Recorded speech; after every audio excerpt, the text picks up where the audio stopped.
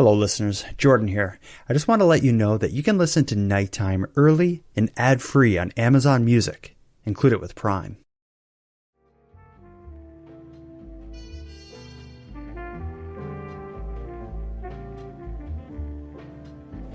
Hello listeners. I have a special episode of Nighttime for you here tonight. The topic you're going to hear discussed was originally planned close to 2 years ago now. I had been speaking back and forth with the topic of our discussion, Stanton Friedman, and we had been planning a time for me to come to his home and interview him about his life. But tragically, before I was able to go and meet with him and do the interview and the episode, he died suddenly and unexpectedly at an airport in Toronto. Needless to say, the episode didn't happen, but I've always wanted to discuss Stanton's life here on the show, and I just wanted to wait till the right time and the right guest. Well, the time is now, and the right guest is his nephew, who's a Halifax-based author and filmmaker named Paul Kimball. Now, if anyone listening doesn't know who Stanton Friedman is, let me just sum it up like this. Stanton Friedman is easily among the most well-known and the most respected researchers or personalities associated with the UFO phenomenon. Now, Stanton is known as the flying saucer physicist, and the reason for that is he was interested in flying saucers rather than simple UFOs, and also his background was as a nuclear physicist. Needless to say, he's an incredibly interesting guy with an amazing life story, and I'm glad to be able to share it here on the show. So with no further ado, let's get to it. Tonight, in this episode, our guest is Paul Kimball, and our topic is the life and death of Stanton T. Friedman, Canada's flying saucer physicist. You are tuned to the Nighttime Podcast, focused on the fringe of Canada. Paul Kimball, it's been a long time coming. I've been wanting to have you on this show we're probably going on 2 or 3 years now. It's good to see your face and soon hear your voice. How's it going over there? It always worries me whenever anybody says Paul Kimball. It's been a long time coming. Hello. Hey, Jordan, good to see you. I think I was on your show once. But it was kind of like, here's a 10-minute bit with you and a 10-minute bit with you. Yeah, we recorded live once in Shag Harbor, maybe 2 or 3 years ago. That was it when I was there, I think with Aaron Gullius. Yeah, exactly. Yeah. That's where I met him, where I met you, and where I met a whole bunch of fishermen who saw a UFO. Yeah, pretty much. It's a good time in Shag Harbor. Yeah, and you're up to elbows in work here. What are you doing? As I've been getting set up there, you're just flipping through papers and moaning. What is happening over there? It sounds bad when you put it like that. It's the glamorous side of the film and television industry. Oh, look, awards and shooting and meeting actors and all that stuff. Yeah, and then there's the audits that come after for every single production. So the camera can't pick it up, but right underneath here is a pile of banking and financial paperwork. That's the sexy part of the film industry, folks. That doesn't sound cool. So for people who don't know you, why don't you introduce yourself? I think you gave a bit away. You are tied up in receiving awards for your films. But why don't you give us what else is going on with you? I'm a historian and lawyer by training who wandered into the music industry in the 90s. And then when I discovered I wasn't going to be the next Paul McCartney, wandered into the film industry, where I've been for the last 20 plus years. Began my career in government, giving money out to filmmakers, decided if they can do it, I can do it. And for the last 20 years, I've been having the government, I guess, give money to me, I suppose, as a filmmaker here in Halifax. Started with documentaries as a producer, then eventually moved to directing, editing, writing, chief cook and bottle washer. Yeah, what connected you and I for this episode is your connection to Stanton T. Friedman. Before we get into your connection, for people out there who don't know who Stan Friedman is, we're going to dive deeper into his story as we go. But why don't you give me kind of the I guess, elevator pitch. Who is Stan Friedman in the world of UFOs? Stan Friedman, for those that don't know, whether I agree with him or not, and Stan and I had many disagreements, very polite, friendly family disagreements over the years, always very friendly. But Stan, I would say, was the most important UFO researcher personality, and the two in the UFO world invariably go hand in hand. You can't be a UFO researcher and be known without being a personality. There are UFO researchers that nobody knows about, so they're different.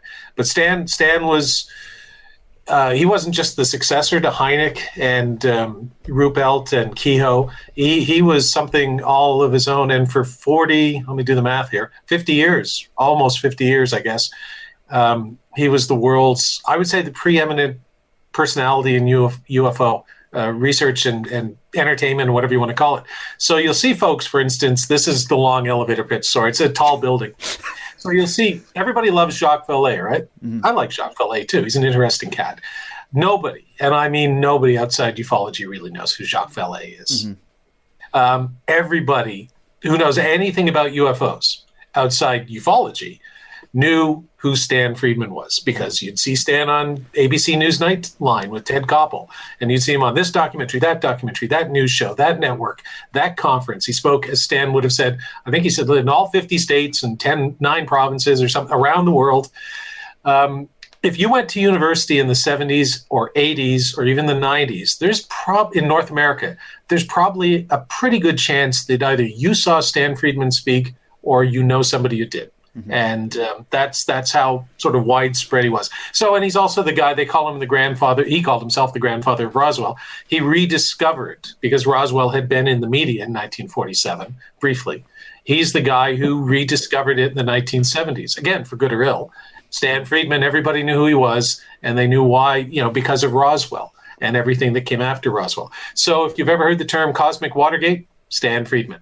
If you're familiar with the concept of Majestic 12 or any government cover-up relating to UFOs, Stan Friedman. Certainly the modern iteration of that. He was a giant figure, and I don't say that because he was my uncle. I say that because it's the truth, and there's no getting around it. So if you're interested in UFOs, you would have been interested in Stan Friedman. Yeah, absolutely. That's the elevator pitch on the CN Tower. We took the stairs. We took the stairs. That's the stairway pitch on the stairway to heaven. Yeah, there you go. So you had mentioned there, Stan is your uncle. What kind of relationship did you have with Stan? Like, you're both into such similar stuff. I know you as a UFO paranormal guy. But you're also really smart. You're a lawyer. It seems like you got a lot of the same stuff going on with that Stan did. Tell me about your relationship with him. I wouldn't call him my mentor, I don't think. Even within ufology, I eventually, gravitated towards other people whose ways of thinking were more similar to my own. But I saw Stan when I was a kid. He married into the family. We weren't blood relatives. He married my aunt Marilyn, I think, 50 years ago. And so you'd go to family reunions, and I tell people I love all my aunts and uncles and all my relatives. They were all great. I love family reunions. But I mean, for a kid that grew up on Star Wars and Battlestar Galactica and all that stuff, here's a nuclear physicist who's talking about space aliens. I'll go talk to him because he was really cool. And then as a kid, and then the interesting thing that I discovered as I moved into adulthood and directed my first documentary about Stan. It was his life story. Stanton T. Friedman is Real for Space and Bravo up here in Canada. And got to know him even better. I mean, I knew him and I knew his story the way any family member knows another, your uncle's story. But spent a fair bit of time with him, especially on the road too. The film was shot on the road, and really dove deep into his story and found out he was an incredibly funny guy. He grew up in New Jersey as a kid. Teenager, young college student. He was up in the Catskills at comedy clubs. He had the Borscht Belt, that was it, the Jewish comics, I presume back in the 50s. And so, I get Henny Youngman's the one that pops to mind. I hope he's one of them. I don't know them, but Stan did. So Stan had a good sense of humor. He had a love of history. He was I won't say he was a religious guy, but he was a spiritual guy in the sense that he was inquisitive about that. And these were all things that I shared in common with him. He liked history. We didn't have the same taste in music, but he loved baseball too. He's an old Brooklyn Dodgers fan. So people would ask over the years, they say, you get all these chit-chats with Stan Friedman. I mean, well, what's it like? You spend hours talking with him about the deep, dark secrets of UFOs. Not really. We'd politely agree to disagree about Majestic 12. Then we talk about baseball or, how the families were or whatever. And then eventually we'd circle back around to UFOs and we'd start arguing politely about that. But yeah, he was a good guy. I enjoyed my time with him. Like every minute I ever would have spent with Stan was fun. And, you'd always learn something. And I think, we weren't uncle and nephew in the end. I think we became pretty good friends. And even though we had our differences, publicly too, we would, he roasted me and I roasted him publicly, but it was never personal, and some folks didn't understand that, but that's okay. You hinted on this a little bit when you were talking there, is later in life, he became a Canadian. He was living in Fredericton, New Brunswick, but he was brought up in the United States, in New Jersey, I believe it was. And he ended up, before UFOs took over, he had an exciting career and a successful career that's its own story in itself. Tell me a bit about his history before, flying saucers abducted him, for lack of a better term. If Stan was here, he would say, I worked on more canceled top secret government projects in the 1960s than anybody else, because that was one of his favorite lines. He worked on a lot of blue sky stuff that sounds really sexy and esoteric, but had relatively small budgets compared to the giant military industrial complex where, they just spent billions and trillions of dollars. His budgets were more like the projects he was working on had millions of dollars. But he was working on things like nuclear fusion rockets. In his lectures, I think really till the end, he would still trot out pictures from the 60s of these fusion rockets that they were working on in the 60s. The idea was that they could get you to Mars and beyond, sort of thing. That's how we would travel, because he was a nuclear physicist. And Stan would tell you there were two types of nuclear physicists, or really any physicist, I guess. Theoretical. These would be the guys, the eggheads that would sit there and come up with string theory. There's like 8 guys on the planet that understand it. And what does it really mean anyway? Stan would say, cool, that's awesome. You've got to have those guys. I'm an engineer. And he wasn't an engineer. He was a nuclear physicist. But he said, we're the guys who make things go. So we take the theory and we put it into practice, and it's kind of like being an engineer. And so he worked on, as I think I recall this, like shielding for nuclear rockets, propulsion systems for nuclear rockets. Eventually, after he moved to Canada, I believe he worked on the Point Lepreau, or at least he was involved somehow in the Point Lepreau nuclear power plant. There used to be critics that would give him grief, right? After he became pretty much a full-time UFO researcher, lecturer. That was his thing. They'd say, well, he keeps putting nuclear physicist on his book, but Stan hasn't been a nuclear physicist since 1970 or whatever. And the truth is he still kept his toe in it. I think he did consulting for the New Brunswick government, I think, on CEDA radiation. So it wasn't his full-time gig after he got into UFOs full-time, but he kept up with it. And but it's certainly what he did in the 50s and 60s. That's what his education was. He had a master's degree in science, I think, from the University of Chicago. He was a classmate of Carl Sagan. He never would tire of telling you that. And which is fair. I'm pretty sure Carl Sagan never tired of telling people he was a classmate of Stan Friedman. And they were friendly. But he had a master's degree. He said, could have done a PhD. PhDs were for eggheads. I wanted to go work.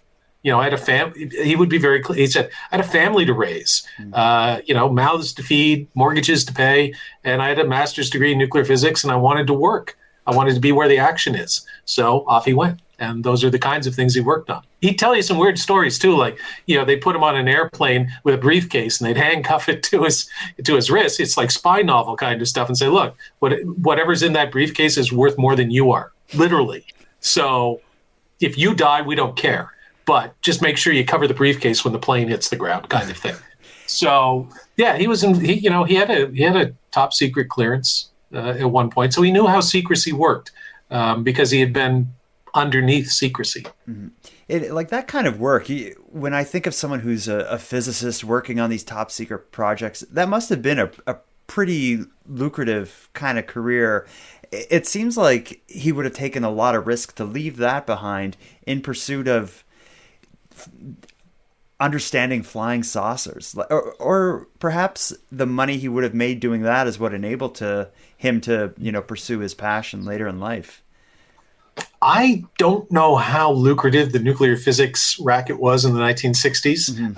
I'm sure Stan made a good living, but you certainly wouldn't get rich. You were a scientist working, not, it's not like, hey, you're going to work at Los Alamos for 50 years or something like that. It was like, hey, you're going to work on this project for 6 months, this project for 12 months, almost like a freelancer, I guess. And sure, you would have made some money and you would have done okay.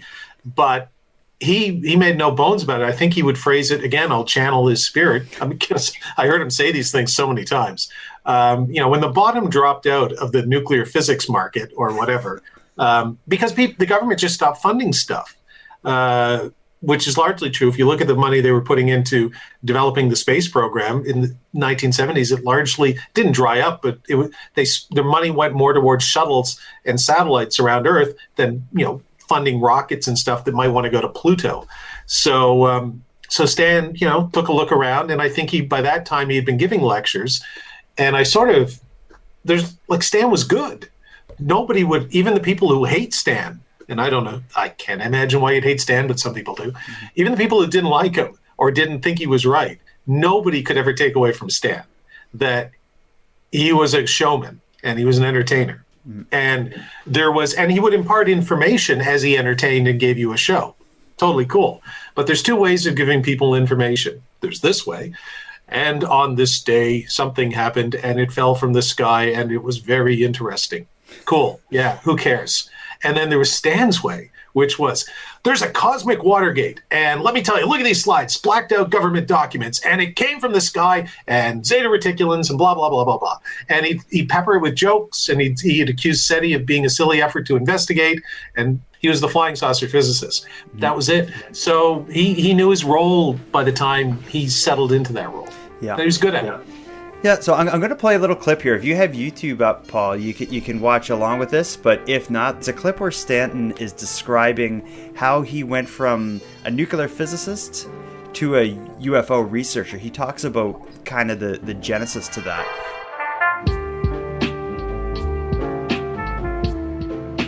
I received my master's degree in physics from the University of Chicago in 1956. 2 years later, in 1958, I was working as a nuclear physicist for the General Electric Aircraft Nuclear Propulsion Department near Cincinnati. Was ordering books from a mail order place in New York and needed one more book so I wouldn't have to pay shipping. And there was one, the Report on Unidentified Flying Objects by United States Air Force Captain Edward Ruppelt. And then I stumbled across Project Blue Book Special Report number 14 in about 1960 at the University of California, Berkeley Library. And I was astonished because it hadn't been mentioned in any of the 15 books that I had read. And it not only provided me with tons of data, and I'm a data hound, I'll admit it, information on 3,200 sightings, 240 charts, tables, graphs, maps, data heaven. But it also had the press release that the Air Force issued when the document was sort of released. It wasn't distributed, but they put out a huge press release all over the country. And that shocked me because it proved, once you looked at the data as I had been, that the Air Force was lying about the results of their study.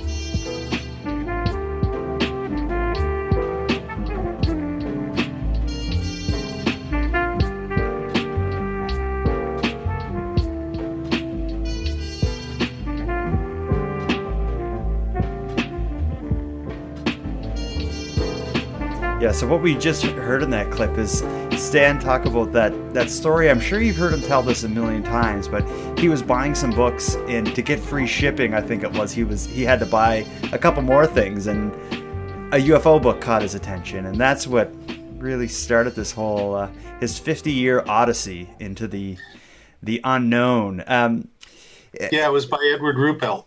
One of Edward Ruppelt, I think the original flying saucer book that Edward Ruppelt, who had been the sort of head of Project Blue Book. So yeah, Stan said, sure, why not? And you had mentioned this, and I've heard Stan talk about this 1,000 times myself, just from the different videos and appearances that I've watched that he was in. He makes a clear distinction in flying saucers and UFOs. That's something he brings up a lot. Tell me how he described it to you, or how you understand the distinction between the two, and why that was so important to Stanton. Channeling Stan again. What is it? Not all UFOs are flying saucers, but all flying saucers are UFOs. That was his line. Mm-hmm. And so he said, look, there's lots of UFO cases. The vast majority of them are explainable. He never really put a percentage on it, but I think he probably thought like 97% of them can explain them. It's the 3% or the 5% or whatever the minority was that he was interested in. And so he would say, look, not all UFOs are flying saucers, but flying saucers, space, and he was very clear, alien spacecraft from another world are all UFOs. And so it's why he preferred, I think he liked the term flying saucer for a lot of reasons, partly because he grew up with it. That's what people called it in the 40s and 50s. Also partly because I think he actually thought it was more accurate. He believed that they were spacecraft, from a different solar system. If, UFOs, could be anything. Stan was like, nope, they're spacecraft.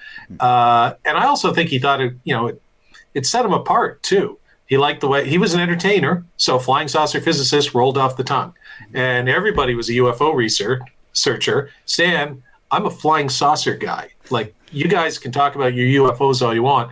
I'm about flying saucers, and that's why would we change the name? And you hear that the irony is, of course, UFO people would say to him, well, because UFO is more accurate, right? But Stan, he had a lot of reasons for calling them flying saucers. I think the one that I like the best, though, is he probably thought it set him apart. It was good entertainment. And I don't say that in a pejorative way. A lot of his critics did. I think the key to Stan's longevity and his success, and whether you agree with his message or not, his ability to get it out to people was his ability to entertain and engage. But they could also understand it. Sagan was good at that in his own way. Michio Kaku is good at that, of not dumbing science down, but making it accessible to people. And so Stan was a popularizer too. He could talk the lingo. He could go deep into the weeds, but he didn't. He wanted to make sure that everybody could understand the basic through line of the story that he was telling. And he understood that they couldn't do that if they didn't understand the story he was telling, which involved trying to make sure they understood some element of the science, or at least how it could be possible, theoretically. Yeah. And now although a lot of his career was public speaking, doing, the conferences and conventions and TV and film, he really made a name for himself when he did the civilian investigation into Roswell. So we talked about this a bit at the beginning. Is the way I understand it is, when Roswell happened, it had a little blip on the radar of attention. So there was a couple news articles that came and went, and it was largely forgotten about. The way I understand it is, I don't know how long, 10 or 15 years later, it caught Stanton's attention. He reopened the investigation, and now here we are, 30, 40 years after that, and the name Roswell is synonymous with aliens, UFOs, science fiction, X-Files, and Stan gets the credit for that. Like, tell me about what he did to make Roswell what it's known as today. Well, it was actually almost 30 years later. I think in my film, it's been a while since I've watched it, but if not in the film, he certainly would tell this story all the time. Because some people hadn't heard it. He was in Baton Rouge, Louisiana, I think, and he was giving a lecture, probably a college lecture, and I think he was doing a radio show to promote it because he was an entertainer. And I think the host on the radio show, if I have the story right, asked him, hey, look, you got all the crazy space alien stuff. I got a buddy. He's a ham radio operator in somewhere. And he's got this story, or he's heard this story. And so Stan said, well, look, what's his phone number? I'll call him up. And it turns out, as I recall, he said, yeah, I got a buddy. He was there at Roswell. You need to talk to him because there's a story there. And so Stan said, sure. And he was working with a guy named Bill Moore at the time. And the two of them, talked to Jesse Marcel, and then the rest is history, because then they talked to literally hundreds of other people. They're still finding, witnesses to the Roswell incident now, even though if you were born in 1947, you'd be 73. Stan would always say, we're racing the Undertaker. He was racing the Undertaker in these, not the WWE Undertaker either. And I've had people ask me over the years, did Stan really believe everything about Roswell that he said he did? And I went, yeah, well, about 98% of it. The other 2%, he probably wasn't sure. But no, he really believed that what he said had happened at Roswell. And that took him into Majestic 12 and a whole bunch of other places. For good and ill, I like the Stan that I saw speak at colleges in the 70s before Roswell really took hold, where he would talk about the Betty and Barney Hill case. And no matter what you think of the Betty and Barney Hill case, I think it's more interesting than Roswell. He would talk about guys like Hynek and Kehoe and Project Blue Book. And he'd talk about that stuff into the 90s and the 2000s too. But it was always to get him to Roswell and Majestic 12 and the Cosmic Watergate. And that's where his journey led him. And that's where he and I went like this, not personally, but just our views. I couldn't travel down those roads with him because I don't think there's anything to Roswell, and Majestic 12 to me, I'm absolutely convinced was a hoax, a fraud. But he saw it differently, and that became problematic for him. And so Stan's the grandfather of Roswell, and he's the grandfather of all the stuff that came after, some of the responsibility for them. Stan, good guy, good researcher, that's how I remember him. But some of the doors he opened, you can't control the people that come in after you. And so the weird thing is, Stan, some people might have seen him, like, this guy's on the fringe, right, of science, talking about UFOs. By the time 1990s and the 2000s roll around, Stan was, people within ufology were going, he's a nice guy. It's kind of dull, though. I think he knew that, too. He and I would talk about that. I think he'd never admit it, but I think he understood sometimes. Maybe these people went further than I ever would have expected they would go. So, in Stan's style of research, specifically with what he did in Roswell, like, it may have opened doors for negative and positive aspects of all this. But what I find a little story that came out of that I found really nice. And I believe this was also in your film, Stanton T. Friedman is Real. You spoke with Don Ledger, who, along with Chris Stiles, are responsible for doing the same kind of thing with Shag Harbor that he did with Roswell. So I'm going to play a little clip here, and this is Don Ledger, one of the main researchers for Shag Harbor, talking about his interactions with Stanton and how Stanton helped guide them.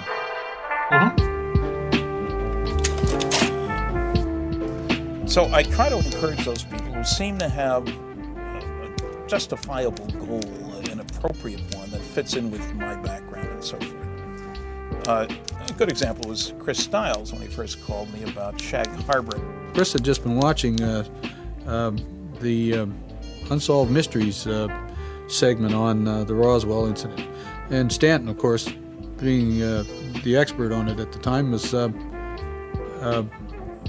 was on the program, and Chris thought, well, I'll try, and he looked up his phone number, was surprised to learn that he lived in Fredericton, New Brunswick, and transplanted American, and he called there. He got forwarded through to a motel in Dallas, Texas, because that's where Stanton was doing a lecture at the time, I guess, and talked to Stanton, and Stanton sort of gave him some leads about where he should start looking, and I guess we owe Stan the opening part of our investigation of how to get going on this thing, with Chris and so on.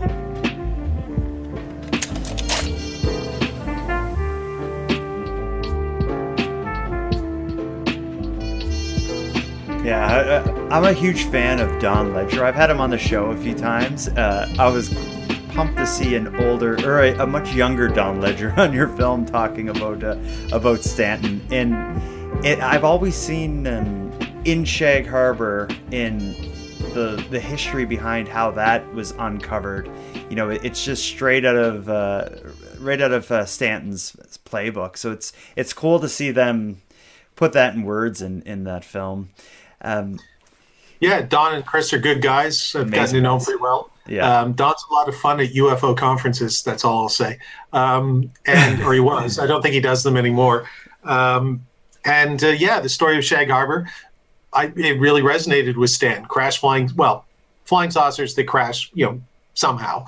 And Don and Chris are good researchers and sensible people. So I think that resonated with Stan too. It wasn't like, kooky people calling him. It's like, these are serious guys and they have a serious trail. So Stan was very encouraging and helpful to them. Mm-hmm. And he was encouraging and helpful to other people too, who were serious and had some trail already that they wanted to follow. It's like, well, okay, how do we do that? And so, filmmakers, lawyers, whatever you want to, anybody, if you've got experience and some younger people or newer people come to you and ask for your help, why wouldn't you give it to them?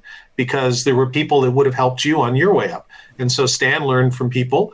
And so he passed that knowledge and worked with people, and he would pass that along to others. Mm-hmm. A lot of people who are watching and listening to this, they may have a vague idea of the concept of like UFO conventions and UFO, festivals, these sorts of things that Stanton made a career of traveling around the world, appearing at. Tell me, just describe kind of that scene for people who aren't too familiar, who've never been to the Shag Harbor Festival or anything similar. The Shag Harbor Festival, in a hockey rink in Canada.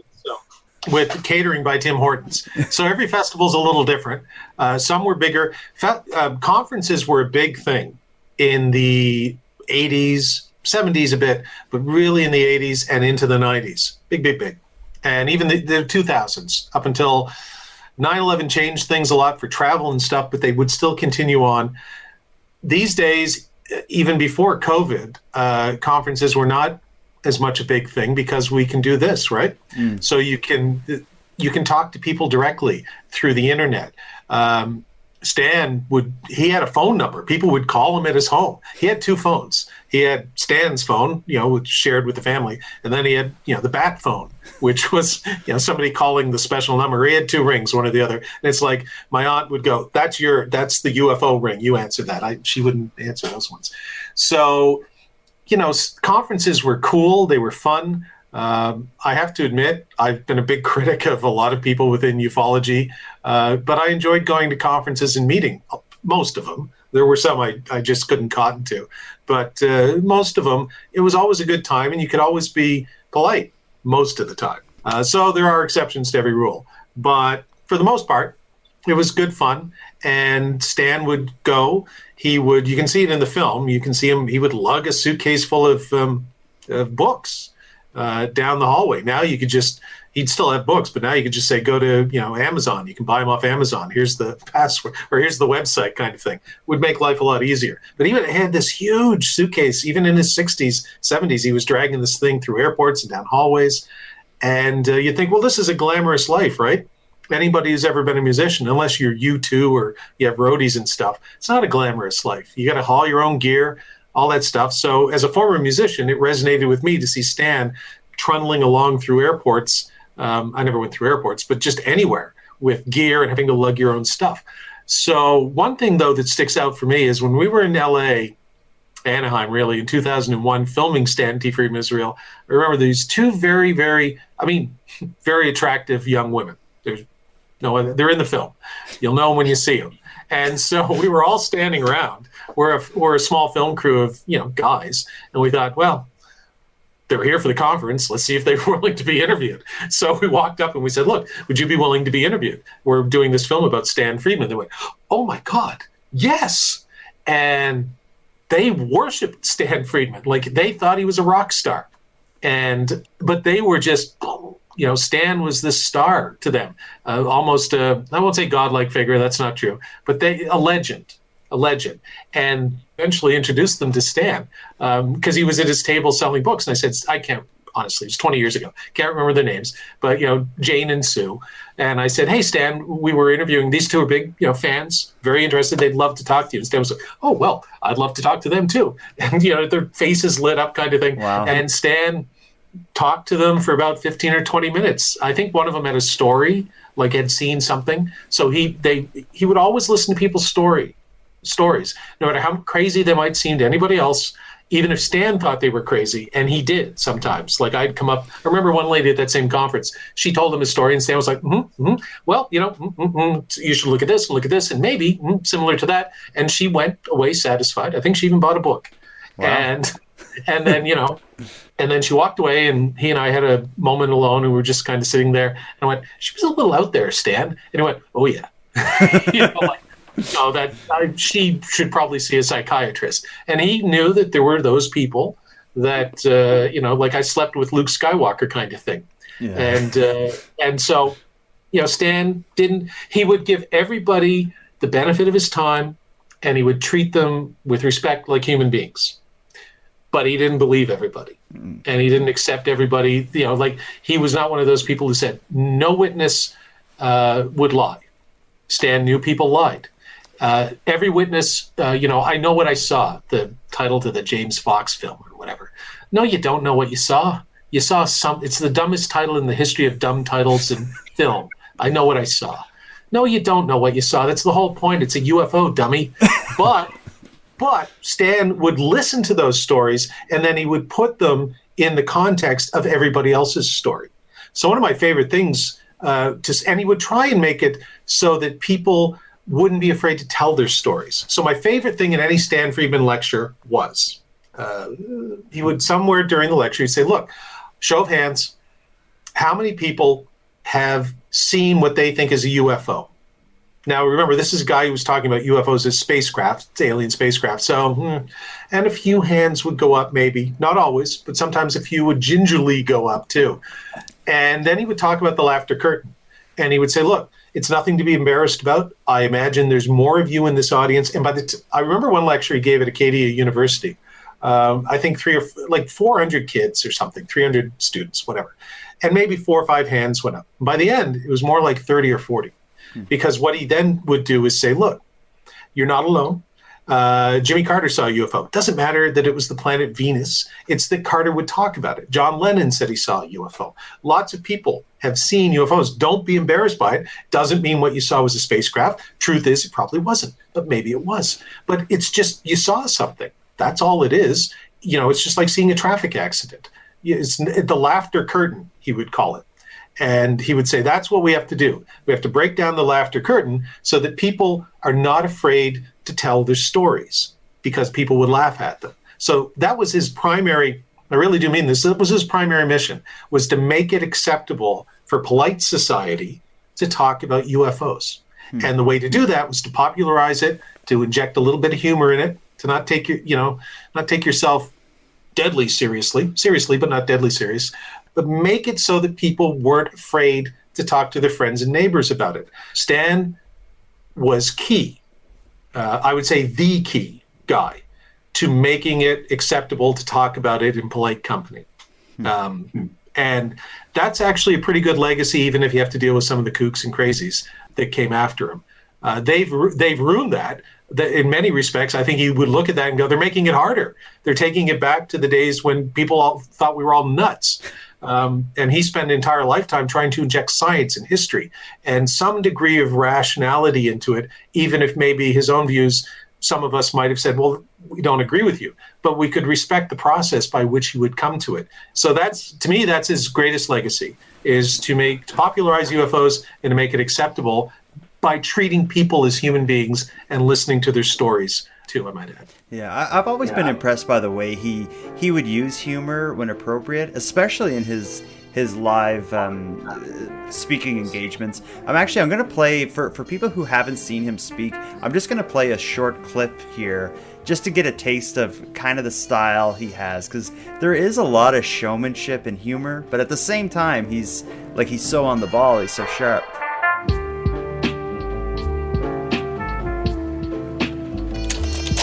Let's get rid of another myth. There are too darn many apologist ufologists. Because many people on both sides of the aisle, so to speak, have accepted the notion that most people don't believe in flying saucers. I have no idea why. I've had 11 hecklers in over 700 lectures, and 2 of them were drunk. You're going to get that many if you talk about religion, sports, politics. There's no big risk here in sticking your neck out. But people's actions are determined by their perception of what other people are going to say in response to what they say. It's okay. Here's several Gallup polls. They show not only that believers outnumber non-believers, the real over the imaginary, but that the greater the education, the more likely to believe in flying saucers. That comes as a real shock.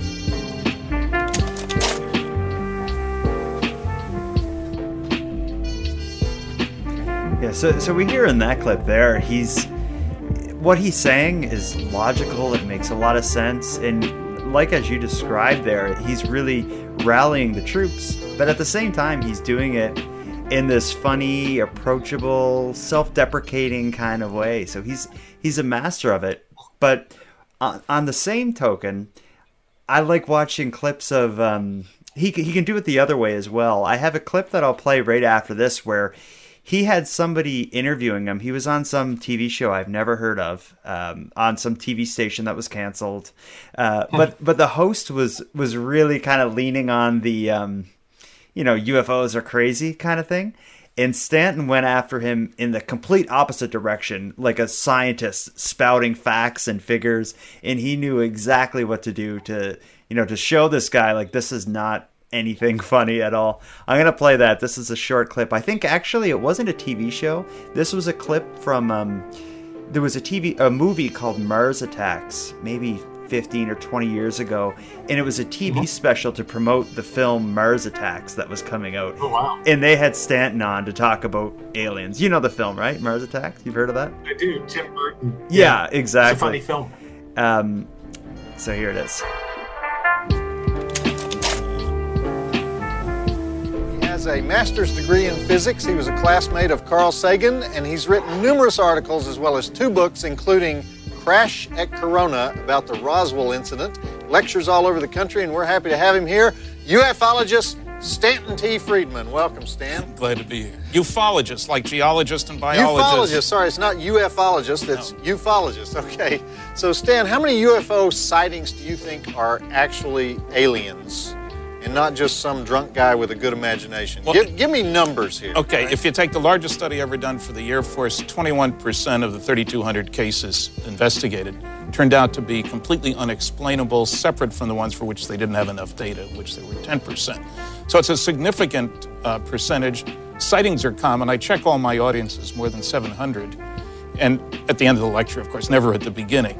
And I find that 10% of the people believe they've seen a flying saucer. But when I asked how many reported, it was only 10% of the 10%. How many guys on the crew saw flying? Oh no, this camera 3 saw a flying saucer. That's about 10%. Well, do you think it's feasible for the government to keep these things secret, considering the dirt that leaks out of the White House these days? Well, I worked on classified programs for 14 years, nuclear rockets and fusion rockets, nuclear power plants for space. And of course you can keep secrets. The black budget, not under direct congressional control of the Director of Central Intelligence, a court case it took to find this out was $26 billion. Yeah, but secrets are easy to keep. The need to know concept is primary. It's not just having a clearance. I've been to 18 archives. We still haven't seen any above top secret stuff, top secret, ultra, umbra. They've got it. They'll admit to me that, we got drawers full of this stuff, but you aren't going to see Well, it. have you filched anything? Have you come up with any proof of? I've come up with an enormous amount of evidence, not only that the planet's being visited by extraterrestrial spacecraft, that is some UFOs are alien spacecraft, but that we're dealing with a cosmic Watergate. Some few people in major government agencies have known since 1947. Cosmic Watergate, 1947 Roswell, right? Roswell. You got anything on Roswell? I've got loads. Besides I was the first good barbecue.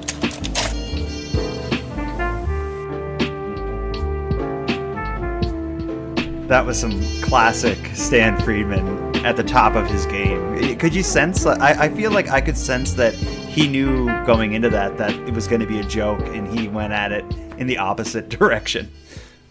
Yeah, he could drown you in statistics. Now, the interesting thing is, the statistics were never lies, but you can make statistics say sometimes whatever you want them to say. So Stan was pretty good at manipulating certain statistics to prove the conclusion that he had come to. Other people could look at the same statistics, manipulate them, or view them in a different way, and come to a different conclusion.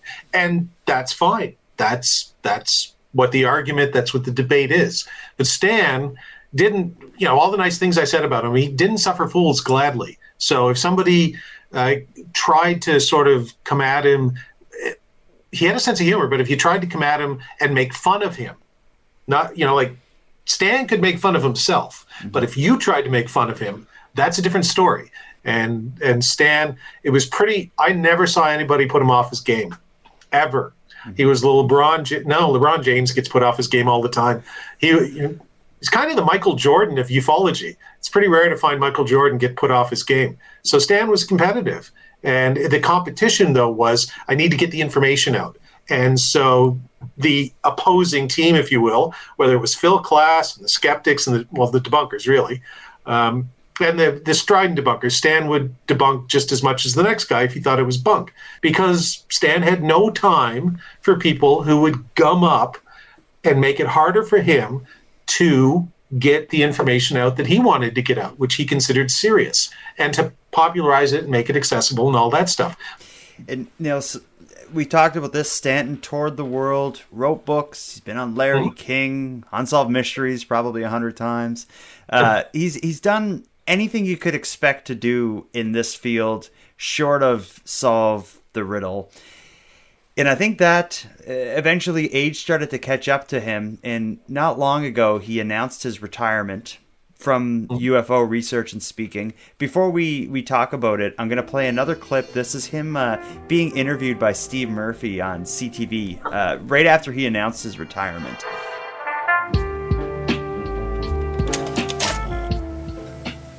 If you've ever looked up in the sky and seen something up there you could not explain, there is a very good chance our guest tonight may have heard about it. Stanton Friedman was a respected nuclear physicist for a number of top-notch companies, including General Electric and Westinghouse, when his career took a fascinating turn. In 1970, he gave up the corporate world to dedicate himself to the scientific investigation of unidentified flying objects. He has been a respected voice in the field of UFOs ever since then, giving talks and lectures around the world, publishing scholarly papers and books. In other words, in the world of UFOlogy, experts don't get any bigger than Stanton Friedman, and after a long career, he's decided to retire this year. We are very happy to welcome Stanton Friedman to our studios in Fredericton tonight. Thanks so much for joining us, Stanton. Thanks. Glad to be here. You've already worked, by my calculations, about 20 years past pension age. Why have you decided to retire now? Well, I gave my first lecture 50 years ago, and frankly, I'm tired. I'm getting old, traveling around. I've lectured in all 50 states, 10 provinces, 19 other countries. I've written 6 books. My time has come. I'd say you've earned a rest for sure.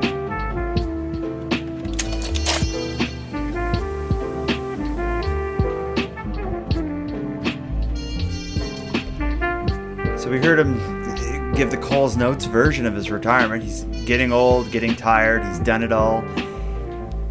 I looked at the dates, and that clip, that interview of him announcing his retirement, I saw him speak publicly, I think 6 months after that, in an event that you organized in Halifax. And you were, when you organized that event, I think it was at Dalhousie University. And first of all, it was amazing to see. My whole life I've known who Stanton was and his accomplishments, and I've seen him on so many television shows or whatever. To see him in person was fabulous. But obviously, watching him, I noticed his age, and he was moving slow. His wit was still razor sharp, as was his delivery. But like behind the scenes, like, did you really notice, or did you have any fear that he was, pushing it too far, or hanging on too long? Like, what did you think of his decision to retire? Was that the right thing for him to do? Yeah, I would never judge Stan's decision to retire or his decision to maybe not retire 10 years earlier. everybody lives their own life, and Stan enjoyed being on the road. Frankly, it was probably, in some sense unhealthy, in other senses healthy, because, you're constantly moving. Stan was a guy that I'm not sure how happy he would have been in total retirement. I honestly don't know, though. You can never judge. All I know is when he said he was going to retire, I remember telling my parents, yeah, sure, maybe, but I think he'll still do some things. It was a half retirement. But I wanted to do the Esotericon, which is this thing that I did. And I wanted to bring a bunch of my chums, so Aaron Gullius, Tim Binnall, Greg Bishop, Ryan Sprague, Micah Hanks, a lot of the younger guys in particular, up. But hey, who's the keynote speaker? You're all great. Aaron, you're awesome. Greg, you're cool. Yeah, Stan's the keynote speaker. So I wanted one last, I knew it was the end, not the end of his life. That was a surprise to me. But, I knew it was the end. It was probably going to be the last time I'd ever see him speak. And if I didn't do it, if I didn't invite him, I would probably never see him speak again, because I had stopped going to conferences, and the odds that he would be back in Halifax were probably pretty slim to none, because I don't think Halifax was on his list of places he had committed to. So, yeah. And yeah, when he gave his lecture, it was basically the greatest hits. Like, here we are, here's my last gig, we're Led Zeppelin, and here's our greatest hits kind of thing. But yeah, he was slower, still sharp. I remember talking to him in his hotel room and over lunch and everything, and still people, very friendly, joyful, comfortable too, I think, with his decision. But his hearing had largely gone. So if you were there when he did his Q&A, I had to translate the questions to him, because I was standing right. He said, Paul, can you stand with me? Because in the old days, he'd just take the questions. But here, he couldn't hear people really 30 feet away, sitting away from him. So I would hear the questions, and then I would have to turn and sort of speak into his hearing aid so he could hear the questions. And it was like 85% successful. So yeah, age takes its toll on everybody. It took its toll on Stan. But, he... in a way, I think when he passed away, it was in an airport. He was coming back from a speaking engagement in the United States. So I'm not going to say he went out the way he'd want to go out. Who knows how you want to go out? I don't know. And there certainly wasn't a poetry to it. I wish he was still here. So I don't want to say any of those corny things. But, there's a symmetry to it, maybe. Yeah, I have to say it was a shock when he passed away. Not a shock. He was, anytime you're in your 80s, you just never know.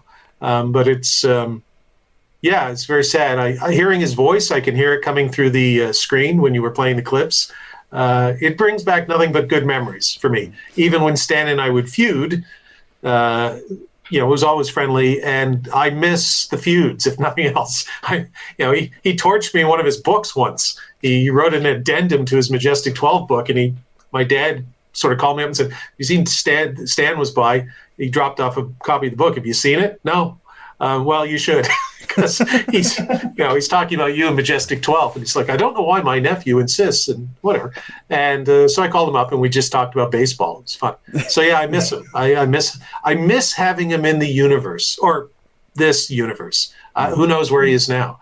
Like, when he passed away, I understand he left behind just a absolute mess of documents and half-finished books, and I think people probably didn't even know what half the stuff was, but I believe it was they were going to have like a curated display at a museum in Fredericton to showcase what he left behind, but I suppose it was the pandemic likely is what derailed that. Did that actually happen?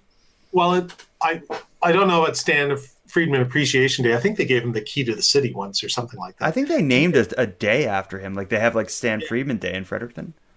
Yes. Yeah, I think so.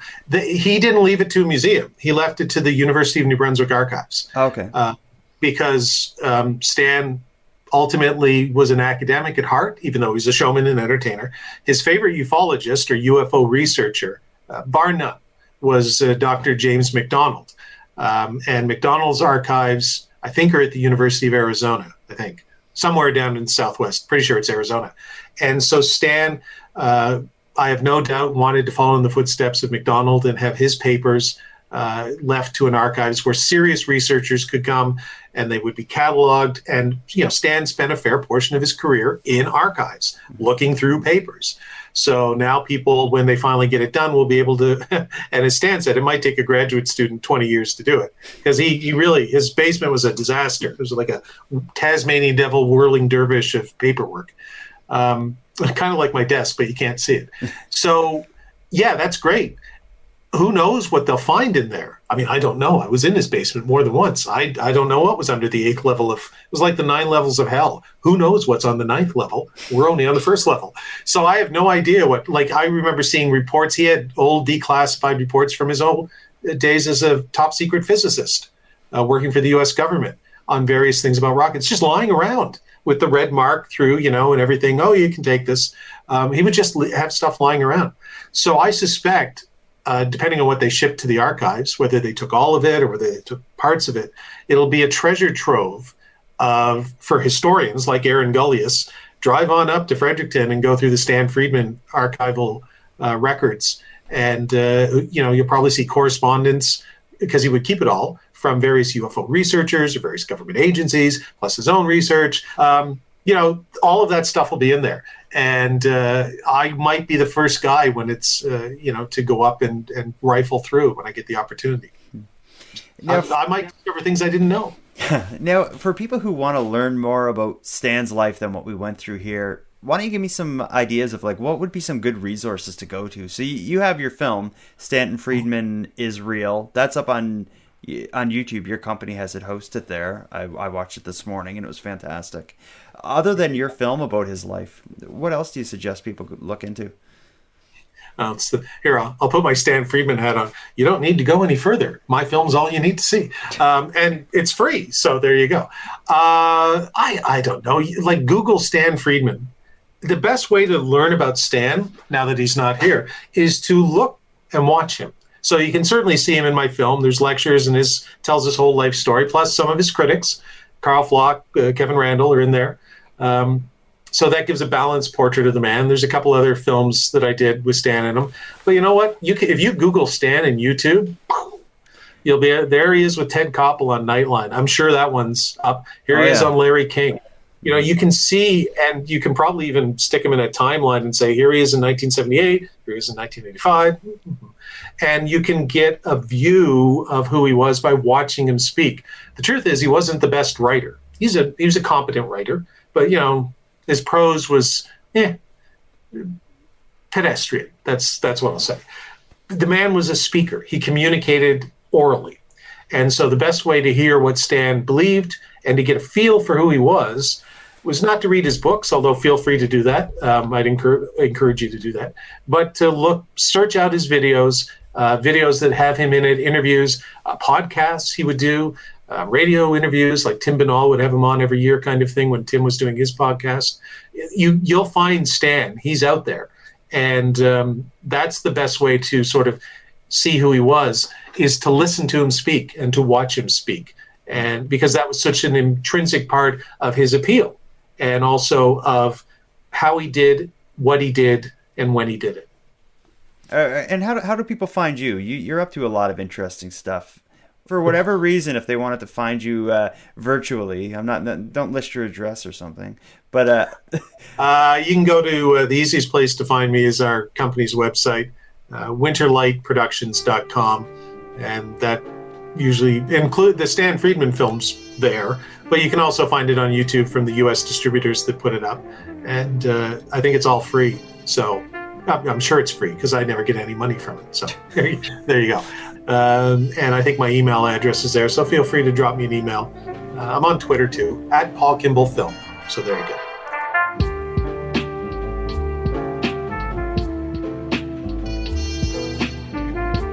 Before I wrap this up, I want to give a huge thank you to Paul Kimball for sharing his memories of Stanton with us. I also want to give a huge thank you to everyone who watched along with the live stream and everyone now who's listening to the podcast. Without your interest and your support, nighttime would be as impossible as it would be pointless. But with that said, keeping the show alive is and has always been an uphill battle.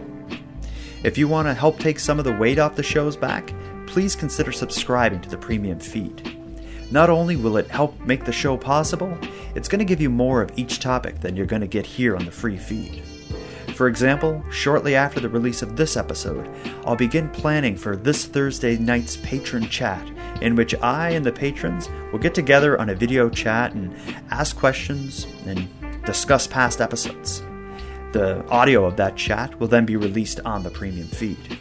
If you're interested in taking part, you can subscribe to the premium feed at patreon.com/nighttimepodcast. And now, since I brought up the premium feed, let me thank the newest subscribers. Stephen, Jen, and Raphael, thank you for your generous support. And for anyone else out there who'd like to support the show but can't help financially, you can give me a big hand by simply telling your friends about me and sharing the episodes on social media. And if you have any story ideas, or if you want to give feedback on the show, you can reach me at nighttimepodcast.com/contact. As well, you can send me voice messages through that link, and I'll air them or answer your questions on upcoming episodes of the show. You can also find me on social media. I use Facebook, Twitter, and Instagram, and I'm on YouTube Tuesdays, Thursdays, and Sundays at 9 Eastern. So until next time, take care of each other, hug your loved ones tight, and let me know if you see anything weird.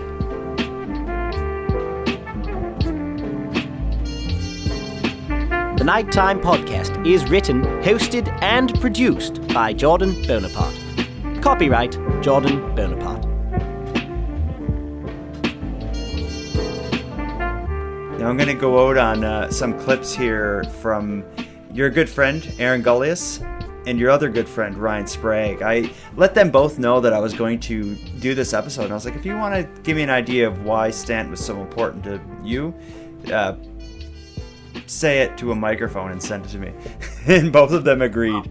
So I'll that's how we're going to go out with those clips here. So we'll start with Aaron Gullius, who has an amazing podcast called The Saucer Life.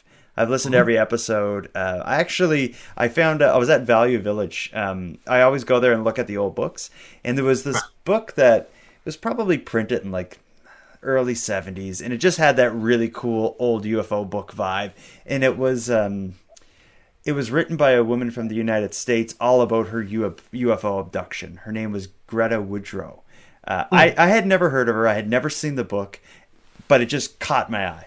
And I picked it up off the shelf, and I was like, I'm going to buy this. Maybe someday I'll read it. And I brought it home, and I thought, I'm never going to read a 300-page book from the 70s about someone's UFO abduction.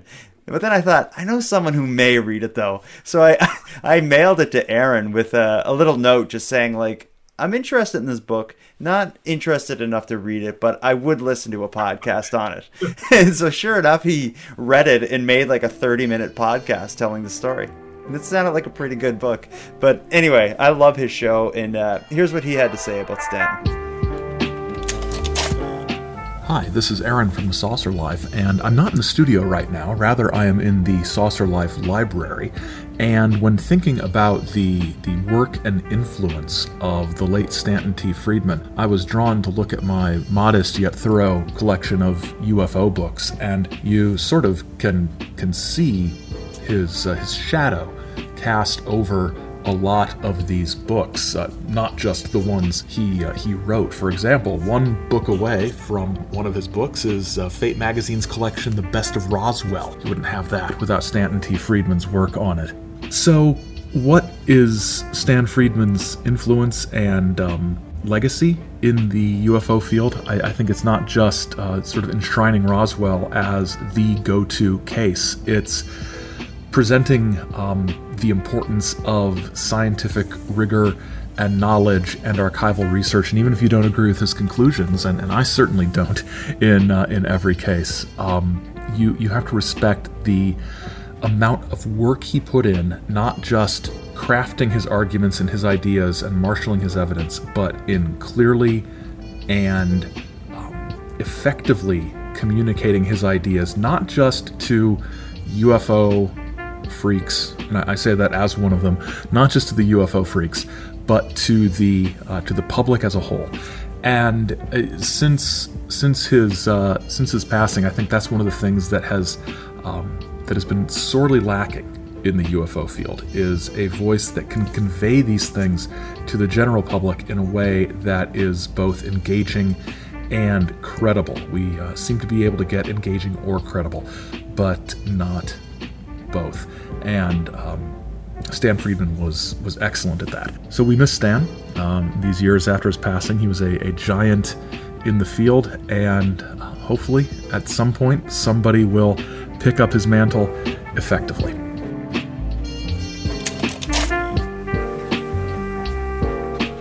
So that was Aaron. I think he sums it up really nice.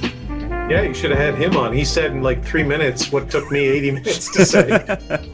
So we're gonna go out with this. The last one is Ryan Sprague, who he also hosts a popular podcast, but he's kind of like he's definitely walking in the footprints of Stan, where he's on all sorts of TV shows and he writes books. He's like a young Stan Friedman without the science background, because he's not a scientist, he's a writer.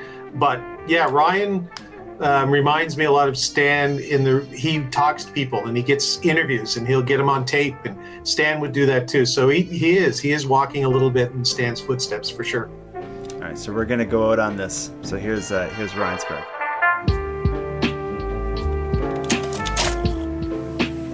Hey Jordan, it's Ryan Sprague from Somewhere in the Skies. And yeah, man, just throwing my 2 cents in for Stan the Man, Stanton Friedman. I mean, there's so much to say about this guy and what he has done for me personally and for so many other UFO researchers out there, but this guy's name is attached to all of the landmarks within ufology, and he's coined so many amazing slogans too in our field. You know, stuff like, quote, a cosmic Watergate. You know, this when dealing with our government's continued efforts to cover up what they know about the UFO issue and whatnot. I always love that, a cosmic Watergate. He also coined the term nasty negativists, you know, when dealing with skeptics who would always attack, you know, kind of the character of a person they're debating rather than looking at the actual facts of a case. I always love that one too. And of course, his brutally honest thoughts on SETI, the search for extraterrestrial intelligence. But to him, the acronym actually meant silly effort to investigate. He did not think too highly of that institution. Something else that I found really cool, and I didn't know this until I read it in the New York Times obituary for Stanton Friedman, was that he was actually featured in a Betty and Veronica comic book, which was so cool. He was at a UFO convention that Betty and Veronica went to in Riverdale, and he schooled them, he enlightened them on UFOs, which I thought was awesome. I mean, he just did so much to educate humanity on UFOs. I mean, he lectured at over 600 colleges, 100 professional groups in 50 US states, 10 Canadian provinces, and like 20 other countries. Just imagine how many minds he opened up to all of this, like he did for me. And Stanton truly paved the way for the acceptance of this topic in the scientific community and beyond. One of my most vivid and amazing memories of Stanton was when I saw him give his last ever lecture in Canada, in Halifax, Nova Scotia. Jordan, you were at this event with me, and I just remember, you know, watching him give this revival of the first lecture he ever gave on UFOs when he was younger, and it was called UFOs Are Real. So we got to see the encore, and quite possibly one of the last times he would ever lecture on UFOs. I remember at that lecture in Halifax, we were going out to dinner, and we forced Stanton Friedman to ride shotgun in a convertible, and he was so overjoyed and honored by that. And I distinctly remember Micah Hanks, a fellow UFO researcher, snapping an amazing photo of Stanton in this convertible, looking like the coolest dude ever, and he was just so goddamn happy cruising around Halifax. I'll never, ever forget that. My other really poignant moment in my memories of Stanton Friedman is when I had him on the Somewhere in the Skies podcast for my 50th episode. I wanted to do something special, and it just happened to coincide with the time I was finally able to talk to Stanton Friedman, and I couldn't think of a better way to celebrate 50 episodes of my show. And I had him come on, and we just walked through his entire life and career, and I just sat there in awe at this man's life and and what he accomplished. It was incredible. I hope that wherever Stanton is now, that hopefully he's getting those answers that he always sought in life, and all of us could only be so lucky. So that's my memories of Stanton. Just an incredible, incredible human being, and we will never, ever forget the work that he's done. Thanks so much for having me, Jordan, and keep looking up.